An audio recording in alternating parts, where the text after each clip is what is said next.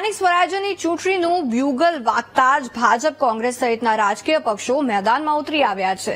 જે સત્તા પર છે તે ફરી સત્તા મેળવવાના સપના જુએ છે, જે સત્તાથી છેલ્લા 10 વર્ષથી દૂર છે તે ભાજપના હાથમાંથી સત્તા છીનવી લેવા માંગે છે।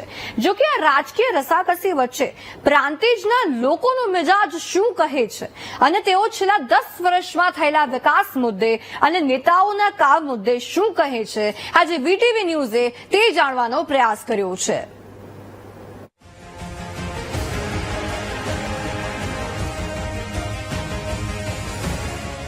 પ્રાંતિજમાં રાજકીય રસાકસી, હવે વહીવટદારનું શાસન થશે ખતમ। પોતાના નેતા પસંદ કરવાનો આવ્યો અવસર।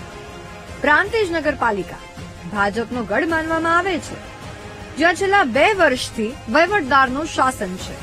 જો કે તે પહેલા 10 વર્ષ ભાજપનું શાસન હતું અને આજે પણ ભાજપનો જ દબદબો છે।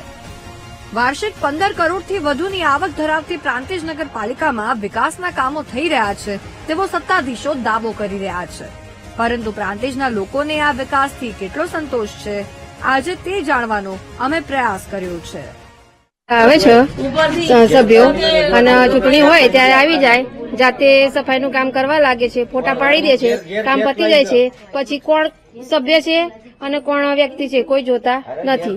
અહીંયા લગભગ કેટલાય વર્ષોથી પાણીની સુવિધા નથી એવું નથી। પાણી આપે છે, અડધો કલાક આપે છે, દોડું આવે છે, પાણી બંધ કરી દે છે, બધાને 2 કનેક્શન ચાલુ છે। અત્યારે હાલ તમે પાણી જોશો તો દરવાજામાં પાણી ચાલુ છે, પણ અમારે પાણી આવતું નથી। અમારા લાલ દરવાજા વિસ્તાર છે, અમારા 2 ખડકીમાં વર્ષોથી પાણીની સમસ્યા છે। અમે કેટલી વાર રજૂઆત કરી છે આ માટે, કોઈ નિકાલ નથી। રખડતા પશુનો પણ ત્રાસ છે? હા, ત્રાસ ખરો, બધું બગાડ, ગંદકી કરો, કોઈ સાફ કરવા આવતું નહીં, ગંદકી કરીને જતા રહે। હવે એમને તો કોણ બોલવા જવાનું છે? આ બોર્ડના 4 ભાજપની બોડી હોવા છતાં અમારે વારે ઘરે નગર પંચાયત જવું પડે। 27 વર્ષથી હા, શાસન ભાજપનું શાસન હોવા છતાં શું કહેશો? ઇલેક્શન આવી રહ્યું છે, લોકો મત માંગવા આવશે, શું કહેશો?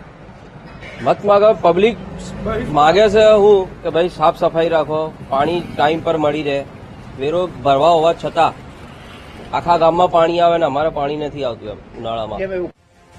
સાંભળ્યું ને, લોકો પાયાની સુવિધાથી વંચિત છે।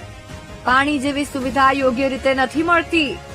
પ્રાંતિજમાં 6 વોર્ડ છે અને 24 સભ્યો છે, પરંતુ એક પણ સભ્ય યોગ્ય રીતે જનતા માટે કામ કરતો હોય તેવું લાગી રહ્યું નથી। પ્રાંતિજના રસ્તાઓ તેની સાબિતી છે। તમે ખુદ જુઓ, પ્રાંતિજના રસ્તા ધૂળિયા તો બન્યા જ છે, પરંતુ રસ્તા ઉપર ગંદકી પણ ઢગલા માફક પડી છે। એ તો સિમ્પલ ગણિત છે। આ ગવર્મેન્ટમાંથી પૈસો આવ્યો, આ અહીંયા જે વાપરવાનો છે વાપરી લીધો, એટલે એમાં કોઈ ઇસ્યુ જ ના આવે। પણ આ શું છે કે એમાં કટ કેટલા બધા કટ વાગતા હોય છે ને, એટલે બધી રસ્તાઓ પર બી કટ વાગે છે, પાણીમાંય કટ વાગે, લાઇટમાંય કટ વાગે, દરેક વસ્તુ। હા, બસ ભ્રષ્ટાચાર ના કરવો જોઈએ અને જે બી ગામનો કે વોર્ડનો વિકાસ છે થવો જોઈએ। અને સૌથી મોટો પ્રશ્ન તો છે ને કે તમે નગરપાલિકામાં જાઓ ને તો જે સમયસર કામ થવું જોઈએ ને, કે એક માણસ, સામાન્ય માણસ ગયું કે નગરપાલિકામાં જાઓ ને કોઈ કમ્પ્લેન કરો, જે સમયસર કામ થવું જોઈએ ને એ સમયસર કામ થતું નથી, બરાબર? તો એના પર બી કામ કરવું જોઈએ કે સમયસર કામ થવું જોઈએ, એક મર્યાદા નક્કી હોવી જોઈએ કે આ કામ આ સમયમાં થઈ જ જવું જોઈએ, કે જેથી પ્રજાને જે અગવડતા પડતી હોય ને ના પડે। રસ્તાઓ પર ગંદકી છે તો પાણીનો જ્યાં સંપ છે ત્યાં પણ ગંદકી જ જોવા મળી। પ્રજા સુધી પહોંચતા પાણીમાં અશુદ્ધિઓ નરી આંખે જોવા મળી। સૌથી મહત્વની વાત તો એ છે કે પ્રાંતિજમાં નગરપાલિકાએ 6 કરોડના ખર્ચે ટાઉન હોલ બનાવ્યો હતો, પરંતુ તે ટાઉન હોલ ક્યારેય પ્રજા માટે ખુલ્યો જ નહીં અને હાલ ખંડેર હાલતમાં પડ્યો છે। એટલું જ નહીં, નગરપાલિકા પાસે ફાયરના સાધનો જ નથી, જે હતા તે ભંગાર હાલતમાં પડ્યા છે, જે ફરી ચાલુ કરવાની પણ સ્થિતિમાં રહ્યા નથી। હવે તમે ખુદ વિચારો કે આને વિકાસ કહેવાય કે વિનાશ? જો કે વર્ષોથી નગરપાલિકા પર રાજ કરનાર ભાજપના સત્તાધીશો હજુ પણ પોતાની જ વાહવાહી કરે છે। વિપક્ષે તેમની પોલ ખોલી છતાં તેમને કોઈ ફરક જ નથી પડતો। 13 વર્ષ પહેલા આ ટાઉન હોલ બનેલો હતો, બરાબર, બનીને તૈયાર થઈ ગયેલો હતો. માત્ર ને માત્ર ઉદઘાટન કોણ કરે એમનો અંદરનો વિવાદના લીધે આ ટાઉન હોલની એવી હાલત છે કે એમાં દારૂડિયા રખડે છે, એમાં દારૂની મહેફિલો થાય છે, ચોરી કરી ગઈ, 400 થી ઉપર તો ખુરશીઓ ચોરી થઈ ગઈ, અંદર સેન્ટર એસી હતા એ ચોરી થઈ ગયા. અત્યારે હાલ તમે ટાઉન હોલની હાલત જુઓ. મારા ચીફ ઓફિસરને પૂછ્યું કે બેન આવી હાલત છે, બેન કે મને ખબર જ નથી. અધિકારીઓ ખુરશી છોડીને બહાર જવા તૈયાર જ નથી. મેં બેનને લાઈન રૂબરૂ કરાવડાયા અને એમના અહીંના કોન્ટ્રાક્ટરો પોતાના માણસો અંદર રાખે છે. આ કઈ રીતનું કહેવાય? આ ભ્રષ્ટાચાર નહીં તો શું છે? અને ફરીથી આ જ ટાઉન હોલ જયારે રિનોવેશન કરીને બનાવશે તો બીજા 4-5 કરોડનું ખર્ચ થશે. તો આ જે રૂપિયા છે એમના ઘરના નથી, આ જનતાની રૂપિયાની સીધી લૂંટ છે. પ્રાંતિજમાં દરેક વોર્ડમાં વિકાસના કામો થયા છે. આરસીસી રોડ હોય, રસ્તા હોય, સફાઈ હોય, પાણી હોય, લાઇટ હોય, દરેક બાબતે વિકાસ થયો છે. 1-2 મુદ્દા છોડીને આખા પ્રાંતિજમાં 5 વર્ષમાં દરેક બાબતે બધાને સુવિધાઓ મળી છે. તે માટે પબ્લિક ભારતીય જનતા પાર્ટીને ફરી વોટ આપશે અને જીતાડશે. વિકાસની વાતો કરતી પ્રાંતિજ નગરપાલિકા પણ દેવામાં ડૂબેલી છે. લાખો રૂપિયાનું તો વીજ બિલ જ બાકી છે. બીજી તરફ શહેરમાં સ્ટ્રીટ લાઇટનો પણ અભાવ છે. સાફ સફાઈ તો દૂરની વાત છે, જે સાધનો ખરીદ્યા હતા તે પણ કાટ ખાઈ રહ્યા છે અને જાળી ઝાખરામાં ઢંકાઈ ગયા છે. તેમાં પણ રસ્તા પર પશુઓનો ત્રાસ તો ખરો જ. હવે આટલી અસુવિધાઓ હોય તેવા શહેરને સત્તાધીશો વિકાસ કહે છે તો તે કેવા પ્રકારના વિકાસની વાતો કરે છે ને તે પણ એક સવાલ છે. Sandeep Patel, VTV news, Sabarkantha. ચૂંટણી આવે એટલે વિકાસની વાત થાય, નવા વાયદાઓ થાય, નવી લાલચો આપવામાં આવે, વિકાસના નામે મતની માંગણી કરવામાં આવે. પરંતુ વિકાસ કોને કહેવાય કદાચ વાતો કરનારા નેતાઓને જ ખબર નથી.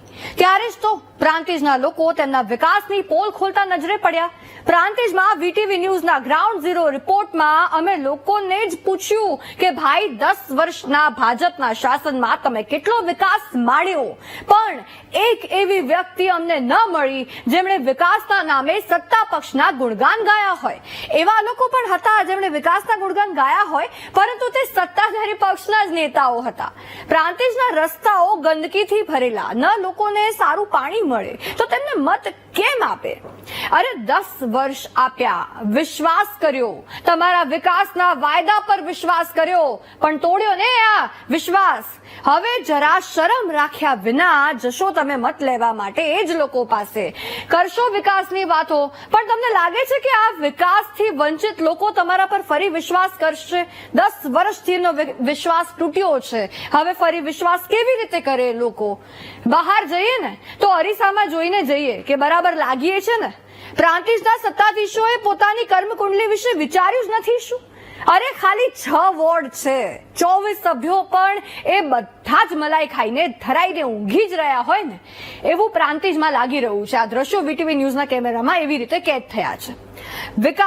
વિકાસ નહીં, આ વિનાશ વેર્યો હોય ને પ્રાંતિજમાં એવું લાગે છે.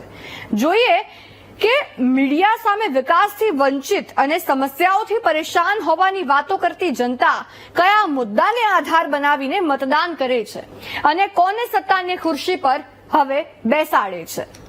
ત્રિનેત્રમાં લઈએ વિરામ બાદ આપને બતાવીએ કે ગેરકાયદે અમેરિકામાં રહેતા લોકો ભારતમાં પરત આવી રહ્યા છે, પણ એમનું શું થશે?